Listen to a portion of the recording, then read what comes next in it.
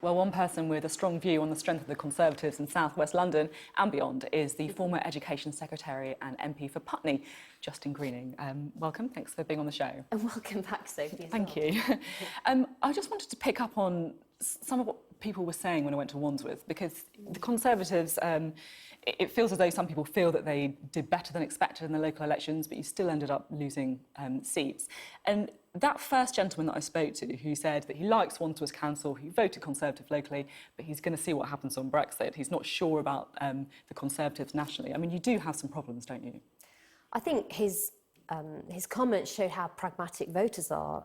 They really do see through a lot of the spin to something that's much more practical about what will voting mean for me. In his case, he knows he's got a good local council that's got low council tax, but very good services. And that was a package people wanted to stay voting for.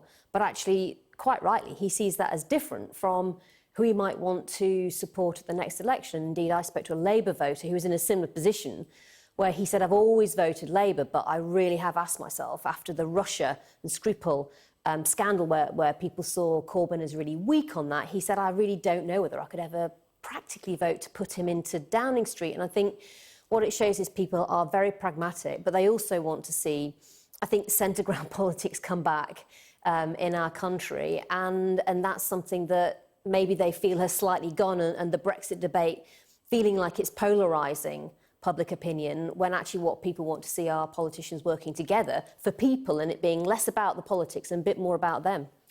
Labour ran you pretty close in Wandsworth. Are you worried about your own seat at the next election? Oh, I just do my very best for my local community, and then it's up to them who they want representing them at the next election. But I do think I won that seat from Labour in 2005, and actually the political climate then wasn't a million miles away from where it is now. People disenchanted with Labour at the time, but not really feeling like the Conservatives were necessarily a good alternative.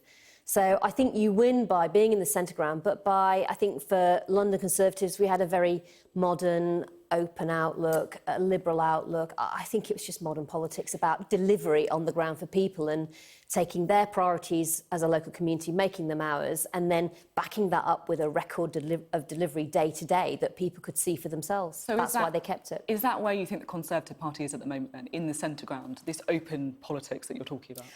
I don't think that people necessarily feel that. I think people feel we have gone more towards the right than perhaps we had under David Cameron, for example. Is that a mistake, you think? I think you win elections by having a broad coalition of support for you as a party. I think the last time we won an election with any massive majority, it was in 1987. We have got to be a party that really connects not just with how people think about a government that runs Britain in their interest, but how they feel about our country. And in terms of where we go on Brexit, you know, I think my experience talking to people on the doorstep is they want to get through Brexit, and they want us to get onto what's the kind of country we're trying to build after Brexit. And really this perpetual preoccupation with Brexit is perhaps understandable, but I think they see politicians as really obsessing over that, when what they want is for the political class to really start focusing on what's after, and what are we going to do about the issues that drove the Brexit vote in the first place. For example, the fact that people growing up in very different parts of the country seem to have very different chances of reaching their potential and having opportunity. On that point, you went to a comprehensive school in Rotherham. You were the first person in your family to go to university. Do you think the Conservatives are doing enough to speak to those 18-year-old aspirational kids in Rotherham? I think we do need to do more. We've got a good message of them. We've always been the party that stands for equality of opportunity. The challenge we've got as a country is that's never been the case in practice, and we now need to ask ourselves as a party and ask ourselves as a country, what is it going to take to make sure that it doesn't matter where you're growing up, it doesn't matter what your circumstances are, you can have an equal shot at opportunity. We can't have a closed shop when it comes to opportunity. People still feel like it's connections that matter more than your talent, more than your competence. And we've got to change that. But it needs to be the Conservative Party that's really leading the charge on showing how we can do that practically in modern Britain. So to coin a phrase, is it time to take back control of the Conservative Party from the centre ground, people like you? I think people want to hear pragmatic voices in the Conservative Party that aren't ideologically driven, but are focused on putting people first, not the politics. Now, I want to move on to Brexit because you told my colleague Faisal Islam earlier this week that certain pro-Brexit Conservative MPs are acting like Russia on the UN Security Council, vetoing everything that they don't like. What did you mean by that? What I mean is that in the end, there's going to be need to be give and take. And the voices that we tend to hear in Brexit are passionate, understandably, but they tend to be on the kind of wings of the argument, either very passionate that this was a big mistake and we should be going back into Europe and getting rid of this result. I don't agree with that. Or very passionate that we've now got the vote and we absolutely have to deal on it, deliver on it in its most purest form. I don't agree with that either. What we need is something that is politically sustainable and that respects the result, but actually recognises that if we don't deliver a conservative Brexit, in other words, it has our values as its heart, as in a strong economy, well-managed public finances, opportunity, then actually it won't be something, I believe, that carries the whole country. I represent one of the youngest constituencies in the whole country. In fact, it is the youngest constituency demographically alongside Battersea. And unless you make it work for communities like mine, as those voters get older and they form a bigger part of the electorate, they will simply demand a change. So what and exactly I don't are you think saying, spending then? the next 10 to 15 years as a country continuing to debate and argue about our relationship with our European neighbours will serve this country's future well. We need to resolve this debate and argument now. We need to put the divisions it's created behind us, and we need to look ahead and debate what's the kind of country we want to be after Brexit. That is the most important thing to me. But you've got to get Brexit sorted first, haven't you? I'm keen to talk specifics. And we could spend forever and a day debating it. That's the challenge we've got. Jacob Rees-Mogg says that all he's doing is trying to get Theresa May to stick to the promise she already made to leave the customs union. What's your view on that? Should the UK leave the customs union? I'm interested in the outcomes. I think we have to respect... But we need the process first, don't we? We can't just talk about the outcomes. We need to work out how to get there, and whether or not we're going to be in the customs union is surely at the heart of that. It is, but in the end, I think there's... what does the customs union represent for us? It's about being able to trade freely, and when goods and services are crossing borders, have that happen in a way that's not bureaucratic. And all, I guess, people like myself are saying is, it's how we actually deliver on that continuing that matters. It really matters when it comes down to the Good Friday Agreement and Northern Ireland. We can't go backwards on the politics there. That is absolutely crucial, I think, for lots of moderate Conservatives like myself. But what we want now is this discussion resolved. The Prime Minister needs to get the parliamentary party behind her. She has our backing, and I think she now needs to get the backing of some of the harder Brexiteers, and they need to recognise that a successful approach on Brexit is going to need compromise, not just in the country as a whole, but also in the Conservative Party and also from them.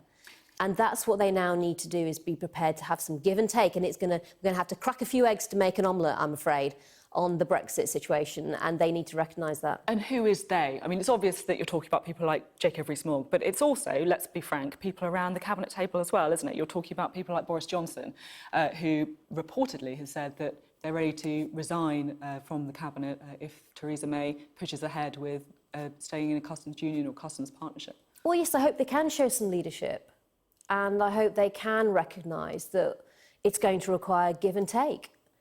And that will require give and take from them as well. And all I can say is I resigned from government and I've gone to the backbenches, and I'm doing just fine, and I'm enjoying the additional freedom, and I can campaign on the things that matter to me. So you're saying it wouldn't actually be too bad if some of the Brexiteers stepped down from cabinet? I'm saying we have to decide what's important to all of us. From my perspective, I left government because I wanted to campaign on something that matters to me hugely, which is social mobility. I don't accept Britain as it is today being a country where you're growing up means you get very different chances in life. That's just plain wrong. I think it's wrong for individuals, I think it's bad for communities, and I think it's bad for our country overall. I actually think if you think of a Britain where we all did get an equal shot opportunity where people did get a chance to make the most of their potential. That's really the key to success for us in the 21st century.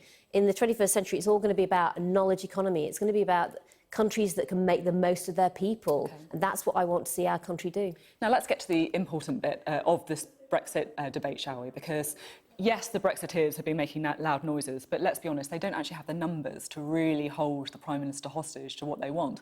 You, on the more Remain supporting side of the Conservative Party, do. So what are your red lines? Would you be prepared to rebel against the government?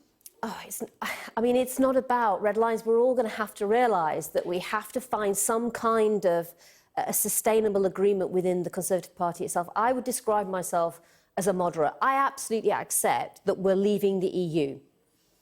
But the question is, how do you do that in a way that brings the broad mass of the British public with you? When we know the vote was broadly split, how do you do it in a way that protects our economy, that protects our public finances, and that means Brexit doesn't come at the expense of social mobility? I understand where you want to get to, but the reality is your most powerful tool is the fact that you can defeat the government. That's the way to get listened to, isn't it, if you don't like the Brexit vision that's been put forward? I think the way to get listened to is not to send letters that get published in the paper and make ultimatums through the papers. I think it's to get round the table and to hash out a deal of what's an alternative that's really going to bring the overall Conservative Party with it. I don't think people can afford to stay in their comfort zones, however convenient and easy that may feel for them.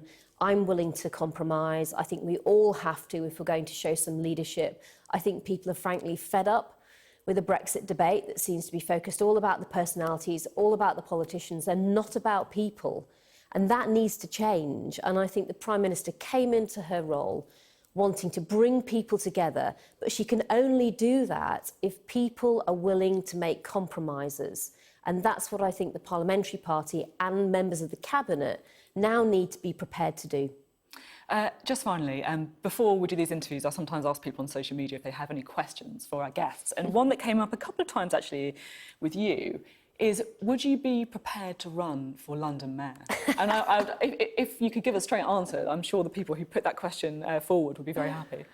Well, I thought I'll get through the London elections first before thinking about anything next. I literally just left Cabinet because I've never felt I needed a role in politics to particularly define myself or make what I'm doing feel worthwhile. The main job I've always cared about is being Member of Parliament in Putney. So no, I haven't made my mind up at all on any of that stuff. It's not particularly what drives me. What drives me is what I want to try and achieve for my community and my country.